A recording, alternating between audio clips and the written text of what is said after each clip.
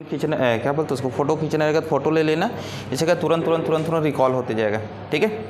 किसी व्यक्ति ने क्या किया, किसी के लिए साउंड नहीं किया। सर इसमें पेन नहीं चलेगा क्या?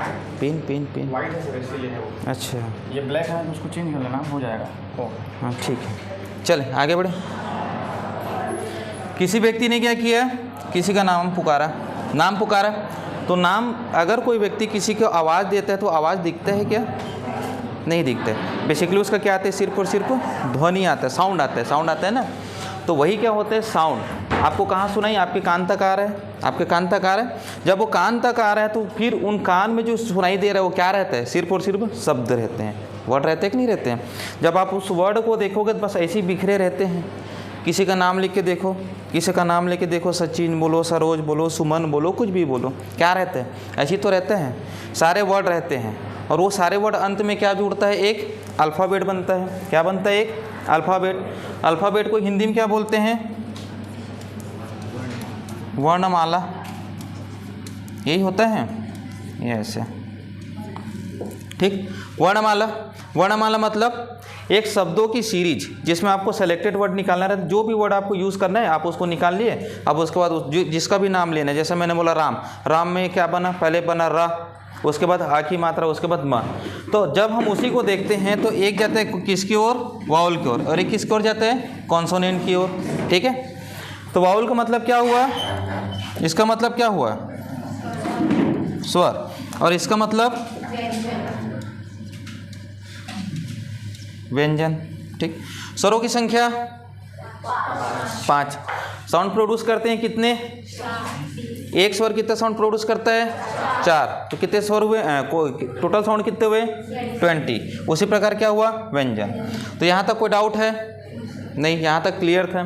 कोई व्यक्ति किसी व्यक्ति को आवाज़ दे रहा है, आवाज़ कान तक जाते, जब हम उसको देखते हैं तो फिर क्या होता है, वो सिर्फ एक शब्द बिखरे पड़े रहते हैं, है ना।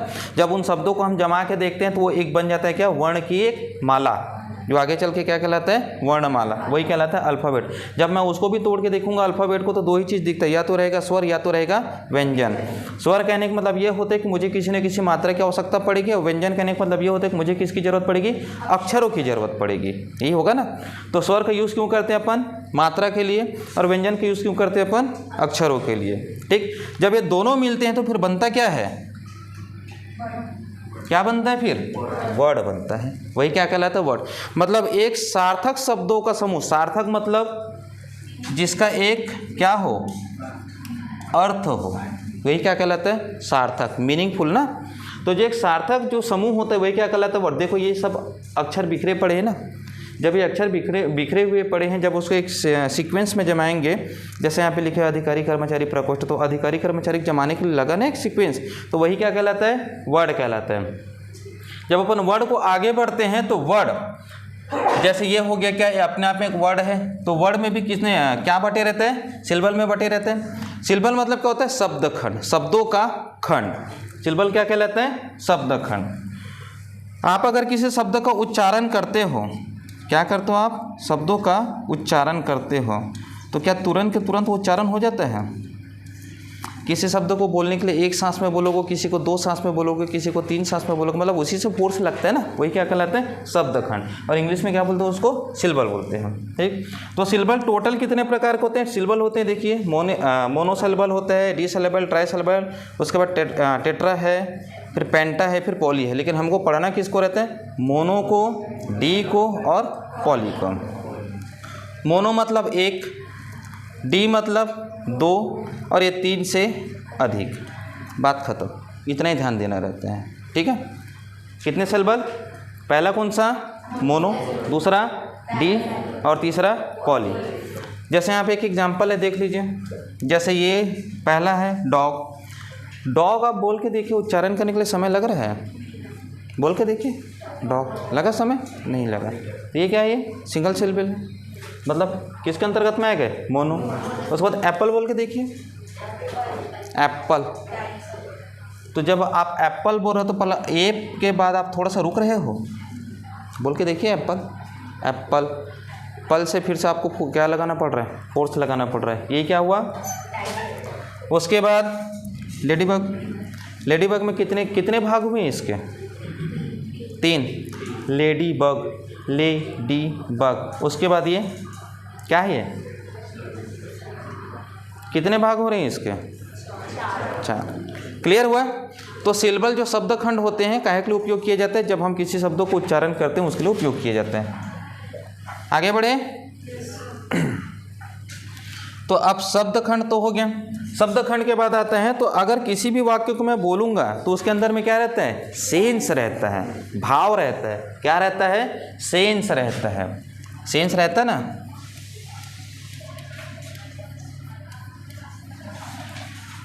और वो किसी न किसी समय में आएगा, किसी न किसी किस में आएगा?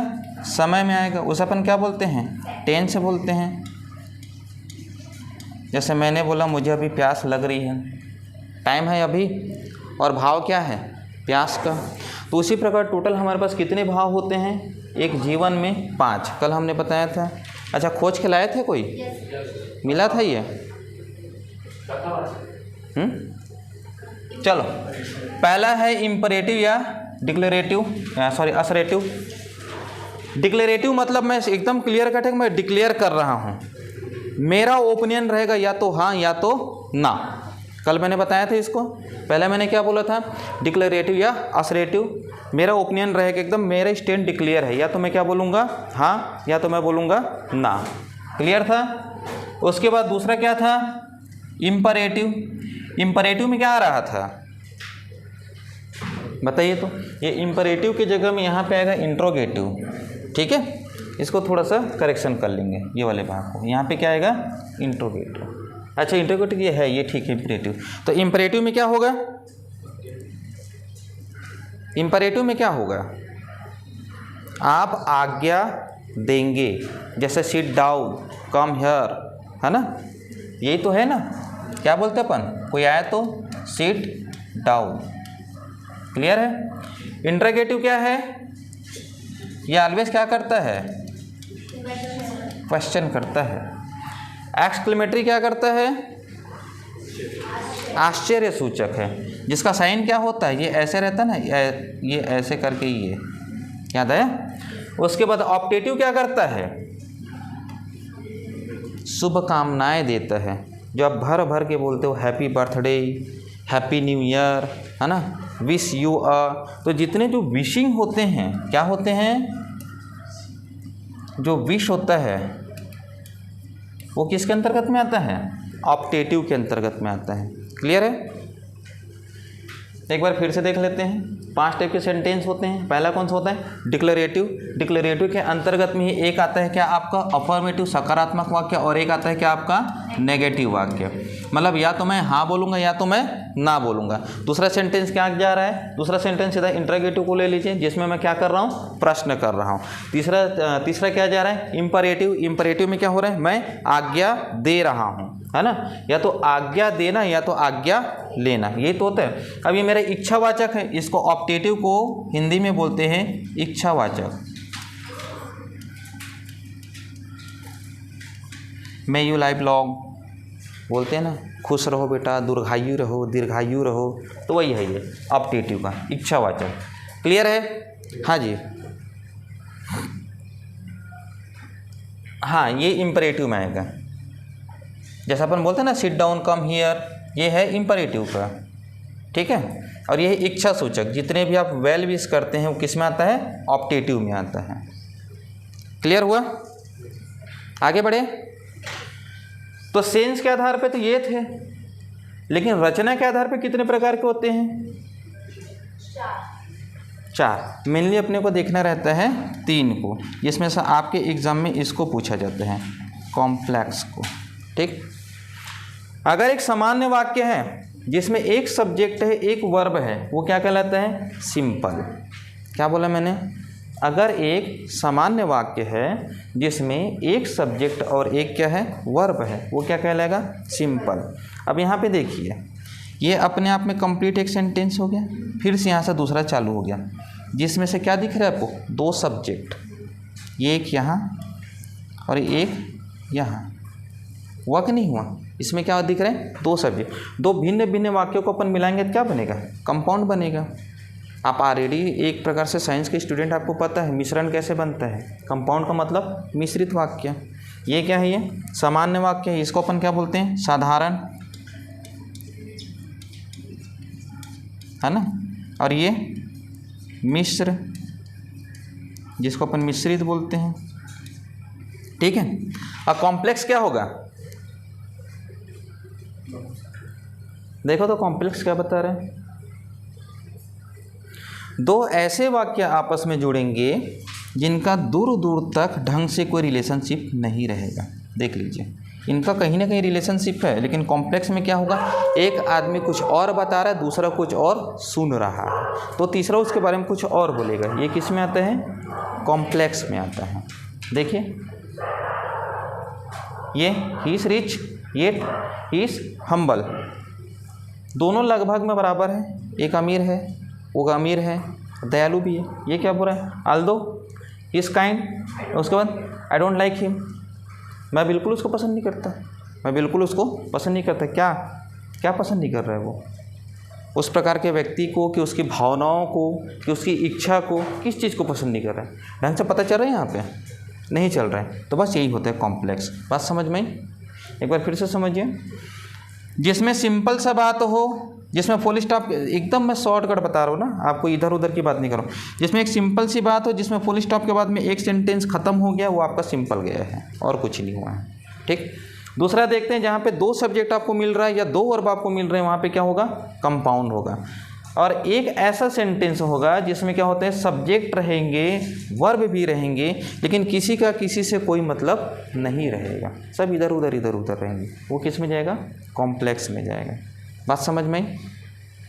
रचना के दृष्टि से सेंटेंस कितने प्रकार के, 3 प्रकार के। जैसे मैंने बोला, मैं कोचिंग आता हूँ, सिंपल बात है ये, मैं कोचिंग आता हूँ, बच्चों को पढ़ाता हूँ, क्या है ये, कंपाउंड है। मैं कोचिंग आता हूँ, मेरे साथ कुछ टीचर कोचिंग आते हैं, कुछ बच्चे इधर घूमते हैं, बाहर के बच्चे बाहर में घूमते हैं, ये क्या हुआ, कॉम्प्लेक्स। मतलब किसी का किसी से कोई मतलब नहीं था, कुछ लोगों का मतलब था, कुछ लोगों का मतलब नहीं था, ये कॉम्प्लेक्स है। कॉम्प्लेक्स मतलब एक जटिल संरचना जैसा आप जानते हैं, ठीक। बात समझ में आई। इधर अपने को नहीं जाने, कंपाउंड कॉम्प्लेक्स में कोई मतलब नहीं, ये उससे भी ज़्यादा जटिल संरचना है। हमको जहाँ तक अपने को पूछा जाएगा, अपने को वहाँ तक ही पढ़ना है। क्लियर है। एक बार और चलिए, अगर सिंपल में क्या बोला, मैं कोचिंग आता हूँ, क्या हुआ, एक सामान्य वाक्य जिसको अपन बोलते हैं साधारण वाक्य हुआ, मैं कोचिंग आता हूँ। मैं कोचिंग आता हूँ और बच्चे भी कोचिंग आते हैं, बच्चों को पढ़ाता हूँ, क्या हो गया, एक साथ में दो वाक्य मिले, दो कर्म मिला, क्या कहलाया, कंपाउंड कहलाया। मैं कोचिंग आता हूँ, कुछ बच्चे कोचिंग आते हैं, कुछ बच्चे कोचिंग नहीं आते, और कुछ बच्चे ग्राउंड के बाहर घूमते हैं, ये क्या हुआ, कॉम्प्लेक्स हुआ। मतलब मेरा क्राइटेरिया कहाँ तक है, इस रूम तक है ना, इस रूम तक है कि नहीं, बच्चों का क्राइटेरिया कहाँ तक है, इस रूम तक है, तो सब कुछ कहाँ तक होना चाहिए, यहीं तक होना चाहिए ना, लेकिन मैं इससे बाहर भी जाने की कोशिश कर रहा हूँ, यही क्या कहलाया, कॉम्प्लेक्स कहलाया, ठीक। बात समझ में यहाँ तक। How many sentences in English, कितने प्रकार के हैं, स्ट्रक्चर की दृष्टि से बेसिकली 3 रहेगा, है ना। जब आप एकदम एडवांस लेवल में जाओगे तो फिर चौथा को भी ले लिया जाता है, लेकिन अपन पढ़ना कितना रहता है, 3 ही। जैसे इधर हमने थोड़ा देर पहले पढ़ा था, कौन सा वाला पढ़े थे बताओ तो, डिसैलेबिक और मोनोसैलेबिक, और एक कौन सा था, पॉलीसैलेबिक, 3 को ही पढ़े थे ना, ठीक। आगे बढ़े अब, चलिए, यहाँ तक किसी को डाउट रहता है क्या, वहाँ तक किसी को डाउट था जी। चलिए चालू करते हैं किसको, नंबर को। अगर कोई व्यक्ति किसी व्यक्ति के साथ में बात कर रहा है ना, और उसे किसी वस्तु की आवश्यकता है, किसी व्यक्ति कोई व्यक्ति के साथ में बात कर रहा है और उसे किसी वस्तु की क्या है, आवश्यकता है, तो वह वस्तु की आवश्यकता को कैसे बताएगा, कैसे बताएगा, नंबर के माध्यम से तो बताएगा ना। मुझे कम से कम में 1 बार पढ़ाई करना है, क्या यह बोल सकता है, जैसे यहाँ पे देख लीजिए, ये एक लिखा हुआ है, पहला क्या लिखा है, द नंबर ऑफ इंसिडेंट्स इस, और यहाँ पे क्या है, आर, तो इसी को अपन क्या बोलते हैं, एक होता है कौन सा, सिंगुलर, और एक होता है कौन सा, प्लूरल। नंबर को हिंदी में क्या बोलते हैं, नंबर को हिंदी में बोलते हैं वचन, ठीक है, एक वचन और बहुवचन। बोलते हैं ना, उसने एक आम खाया, उसने बहुत सारे आम खाए, है ना। वो एक बार आया, वो तो बार बार आ रहा है। तो हमारे जीवन में इसका क्या है, बहुत ज़्यादा उपयोग है। इसी को क्या बोला जाता है, नंबर बोला जाता है। नंबर कितने प्रकार के, 2 प्रकार के। पहला कौन सा, सिंगुलर, दूसरा कौन सा, प्लूरल। बस आपको यहाँ से डायरेक्ट एक ही क्वेश्चन पूछा जाएगा, नंबर बनाने के तरीके क्या होते हैं। इसको आगे बढ़ जाते हैं। जितने जो रेगुलर वर्ब होते हैं वहाँ क्या लगता है, एस लगता है। क्या लगता है, एस लगता है। अब यहाँ पे थोड़ा सा ध्यान दीजिएगा। अगर कोई सेंटेंस है, क्या लिखा है पहले पढ़िए, देखिए तो क्या लिखा है। कोई भी नाउन है जिसका एंड किससे हो रहा है, वी से कि वाई से, वाई से हो रहा है ना। एंड किससे हो रहा है, वाई से हो रहा है, तो उसके लास्ट में क्या लगेगा, IES। बस इतना याद रखना है। बात समझ में। पहला नियम क्या बोला, अगर कोई भी सेंटेंस है जिसका एंडिंग किससे हो रहा है, वाई से हो रहा है, तो आपको क्या लगाना है उसके लास्ट में, उस वाई को हटा के IES लगाना है। ठीक। दूसरा देखिए, अगर मान के चलो उसके लास्ट में F है या क्या है, FE है, तो वहाँ पे क्या लगेगा, VES। दूसरा नियम ये बोला। स्क्रीन ब्लर आ रहा है, बोल रहे हैं।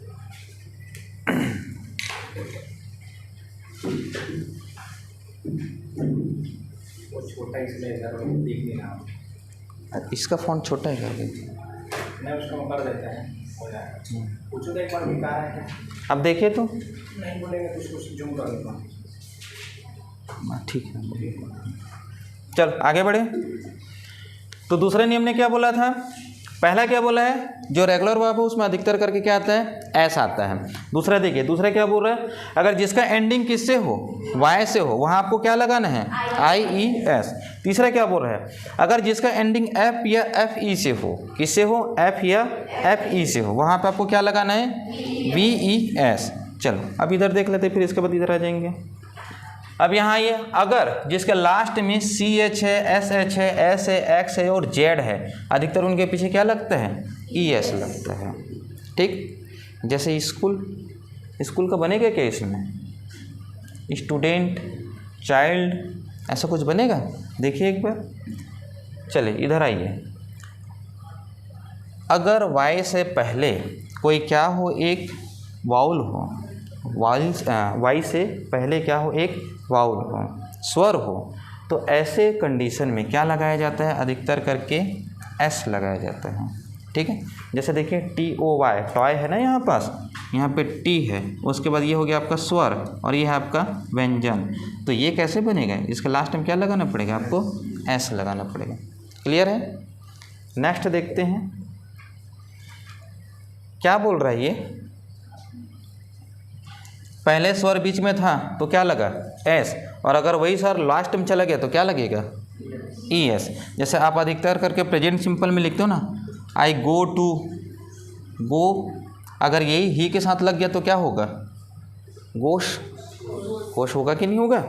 यहाँ पे देखो क्या लिखा है, प्लूरल कैसे बनेगा ये, अगर लास्ट में क्या हो, ओ हो, ओ मतलब स्वर हो।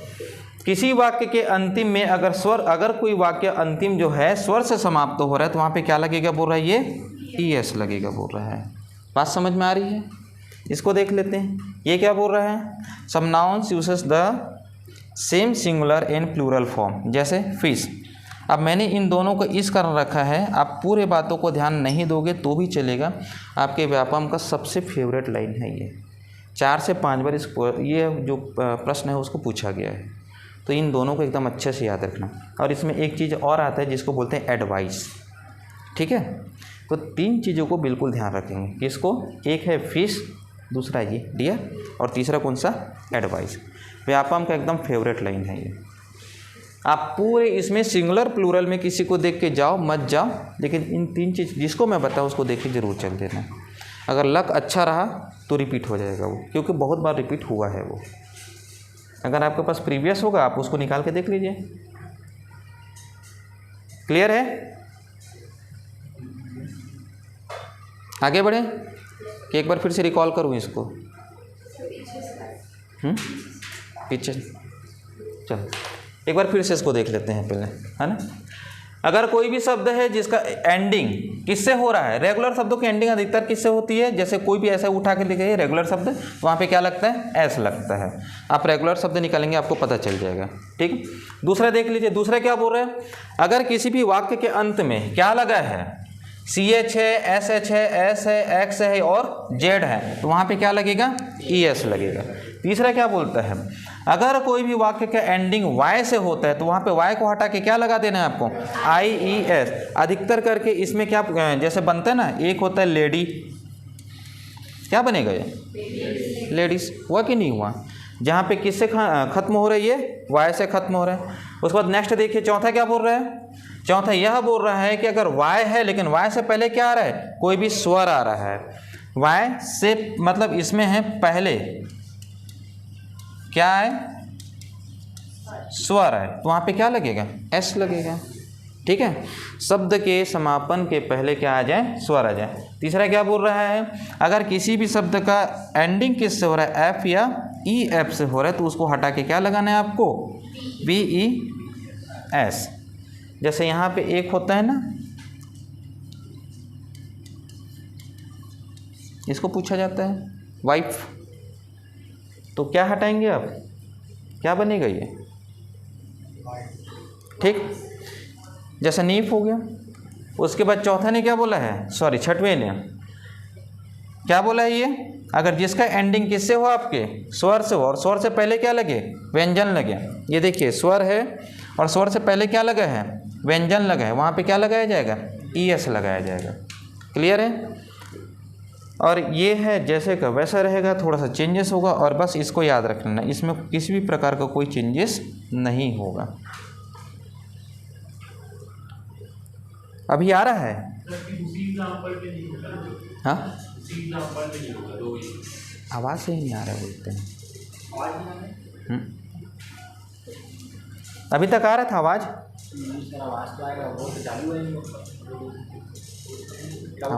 आवाज़ कम आ रहा है बोलते हैं। अच्छा वो ना शायद आपका पीछे चला गया, नहीं वो वाला सब वाला जो ईयरफोन लगाया है ना, हाँ पीछे चला गया। अच्छा ये वाला, अरे हाँ हमारे पढ़ाते पढ़ाते में ध्यान ही नहीं गया है। चलो अब आ रहा है आवाज़, हाँ चलिए आगे बढ़े। अब देखिए, तो ये आपका पूछा हुआ क्वेश्चन है, which of the following word is not is on singular. इसमें से ऐसा कौन सा शब्द है जो सिंगुलर नहीं है। सीजर्स, सीजर क्या होते हैं, कैंची, कैंची के 2 फलक होते हैं, तो क्या सिंगुलर होगा वो, अपने आप में सोच के देखिए सिंगुलर होगा क्या, नहीं। दूसरा देखते हैं स्पेक्टर्स, ये जो चश्मा होता है, चश्मा क्या सिंगुलर है, उसमें भी तो 2 ही भाग है, तो सिंगुलर होगा क्या ये। टंग्स, टंग्स माने चिमटा, चिमटे भी ऐसे जो चिमटी होती पकड़ने की, उसमें भी 2 फलक होते हैं, तो क्या वो सिंगुलर होगा क्या, नहीं। आप देखो स्टीरो, स्टीरो मतलब क्या बोलते हैं, जिसका अपने आप में क्या है, एक सिंगुलर है। त्रिविमेक्ष मतलब, अरे ऐसा ही रहेगा कुछ नहीं है, ट्रायंगल, ये ठीक। चलो इसको देखिए, ये तो देखते ही बन जाएगा। ये अभी हाल फिलहाल में आए हैं 2019 में। क्या आएगा इसमें, एडवाइस, ठीक है। इसके और 2-3 थे, लेकिन मैंने उसको जानबूझ के नहीं रखा, जिसमें से एक डियर था, दूसरा क्या था, फिश था। फिश और डियर को बहुत बार पूछा गया है, इसका मैंने उसको वहाँ पे डाल के रखा था। तो 3 चीज़ों का बिल्कुल ध्यान रखना, एक है फिश, दूसरा है डियर, और तीसरा कौन सा है, एडवाइस। इनको बिल्कुल आप नहीं भूलेंगे, ये बिल्कुल ही पूछेगा। अगर आपके मान के चलिए नंबर से क्वेश्चन आया, तो फिर ये वाले आपको बार बार देखने के लिए मिलेगा। एक मिलेगा ये, दूसरा मिलेगा ये, और तीसरा मिलेगा ये, और चौथा और पांचों मैंने आपको बता दिया है, ठीक है। ये 5 को देख के चल देना बस। अब बाकी किस्मत एकदम ख़राब रहा तो कुछ भी पूछेगा, अब कुछ भी पूछेगा तो मैंने उसको नंबर को चेंज करने का तरीका भी आपको बता दिया, ठीक है। सिंगुलर से प्लूरल वाला। आगे बढ़िए। अब इसमें किसी कोई डाउट है, चलो अब आते हैं अपन किसकी ओर, जेंडर की ओर। जेंडर का मतलब होता है लिंग निर्धारण करना। क्या निर्धारण करना, लिंग निर्धारण करना। आज बहुत ज़्यादा स्पीड हो गया क्या, चलिए, इंग्लिश में बेसिकली 4 प्रकार के जेंडर माने गए हैं। सबसे पहला होता है मस्कुलाइन, दूसरा होता है फेमिनाइन, तीसरा होता है कॉमन और चौथा होता है न्यूटर। ये तो मेरे ख्याल से आपको सबको पता होगा। जिससे पुरुष जाति का बोध हो उसे पुल्लिंग कहते हैं, मतलब कौन सा, मस्कुलाइन, ठीक है। जिससे स्त्री जाति का बोध हो उसे क्या बोलते हैं, स्त्रीलिंग बोलते हैं। और जिससे ये क्या है, उभयलिंग है ना। अब नपुंसक लिंग क्या है? यहाँ जो इतने जो दिख रहे हैं, यहाँ से आपको एक भी क्वेश्चन नहीं पूछेगा। यहाँ से क्वेश्चन क्या पूछेगा मैं बता रहा हूँ, जो आप पढ़ते आए हैं अभी तक, क्या चीज़, इंसेक्ट। जितने जो कीड़े मकोड़े होते हैं, ठीक है, जितने जो कीड़े मकोड़े होते हैं उनको क्या माना जाता है, न्यूट्रल माना जाता है। जितने जो रेप्टाइल होते हैं उनको क्या माना जाता है, न्यूट्रल माना जाता है। जैसे मान के चलो यहाँ पर फ्लाई एस है, या फिर जैसे मान के चलो एक बी हो गया है, मक्खी हो गया है, इन सबको क्या माना जाता है, न्यूट्रल माना जाता है। स्नेक, उसको क्या माना जाता है, न्यूट्रल माना जाता है। तो बस इतना याद रखिएगा। बात समझ में आई? किसी को डाउट है? जेंडर कितने प्रकार के, 4 प्रकार का। पहला कौन सा, चलो अपने को ऐसा मान के चलो अपने को इंग्लिश नहीं पता। पहला कौन सा, पुल्लिंग, जिसमें पुरुष जाति का बोध हो, बात खत्म। दूसरा कौन सा, स्त्रीलिंग, जिसमें, तीसरा कौन सा, कॉमन, उभयलिंग, जो मेल के लिए भी और फीमेल के लिए, जैसे डॉक्टर है, टीचर है, एडवोकेट है। और चौथा कौन सा, न्यूटर, जिसका लिंग निर्धारण नहीं किया जा सकता। जैसे एक हो गया सर्प, जैसे मैं हिंदी में लिख रहा हूँ, तितली, छिपकली, सब रेप्टाइल वर्ग के आ रहे हैं ना, कीड़े वर्ग के आ रहे हैं। कोई देखा है कि दीवार में वो छिपकली की छिपकला है? क्या देखा है? कुछ मुँह छूछ निकला उकला होगा तो। किसी ने देखा है कि तितली है कि तितला है? पता चलता है। हमसे पे क्या बोलते हैं, तितली है, हो सकता हो तितला होगा तो। तो ऐसे चीज़ों को क्या बोला जाता है, न्यूट्रल जेंडर। बात समझ में? जितने भी कीट वर्ग, और कीट वर्ग को ही पेपर में पूछता है, याद रखिएगा। किसी को पूछेगा मत पूछे, किसको पूछेगा, कीट वर्ग को ही पेपर में पूछेगा। बात समझ में आया? इसमें किसी को डाउट है?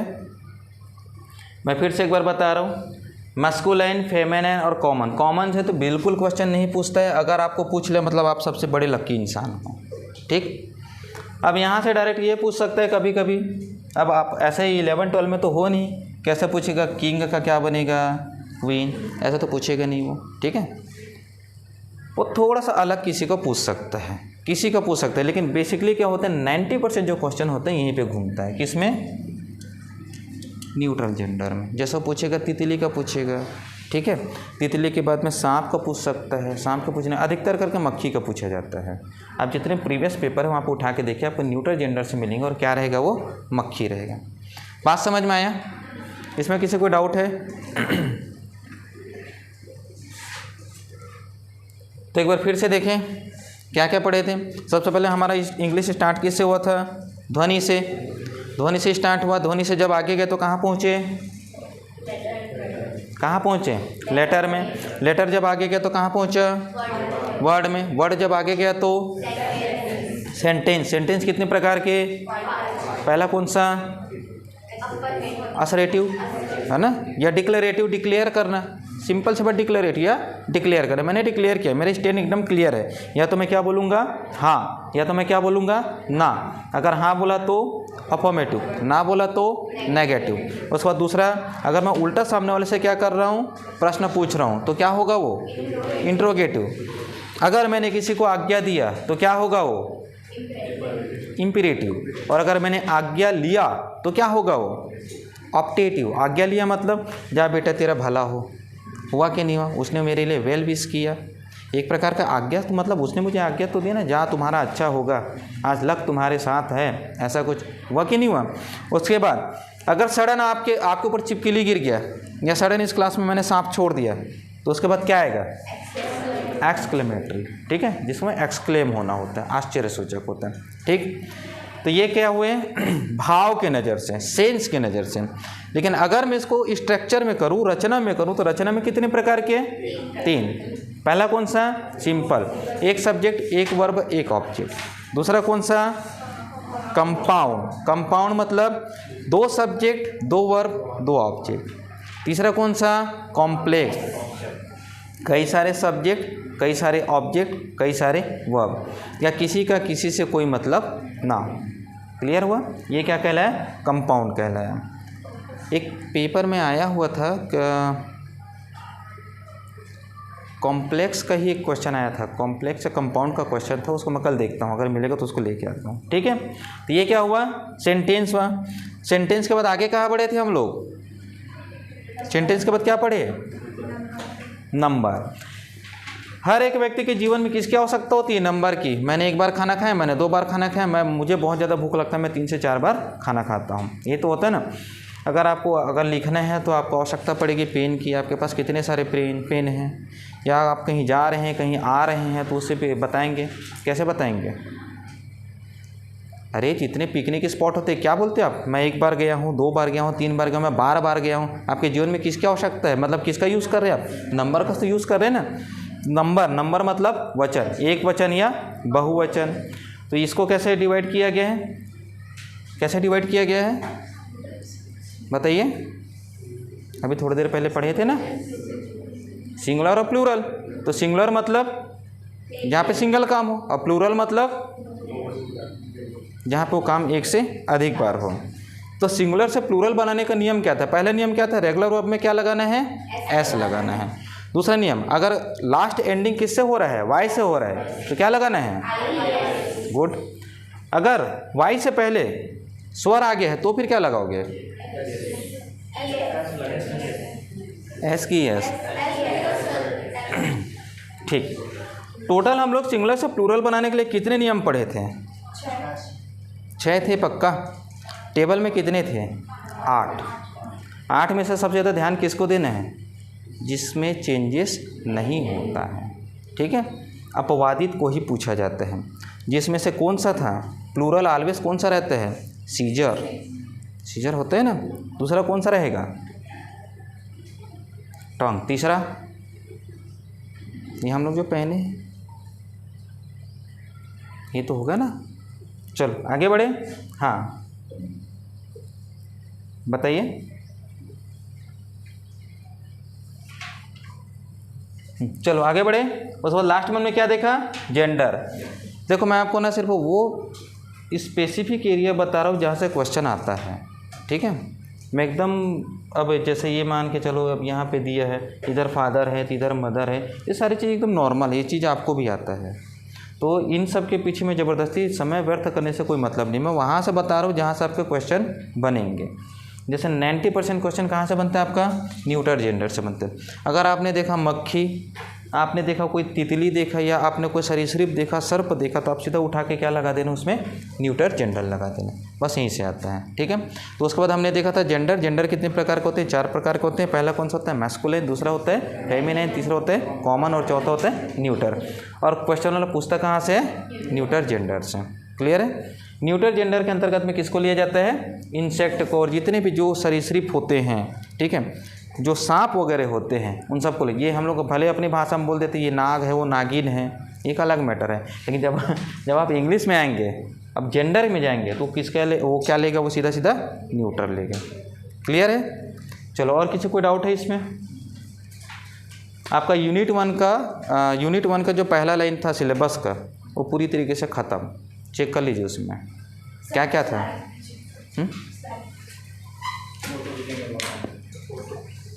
वही वाला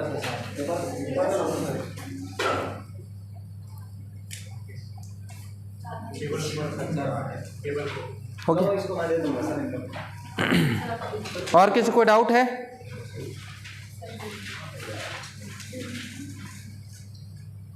किसी कोई डाउट है जी, नहीं है ना। ठीक है फिर, चलो, हैव अ गुड डे।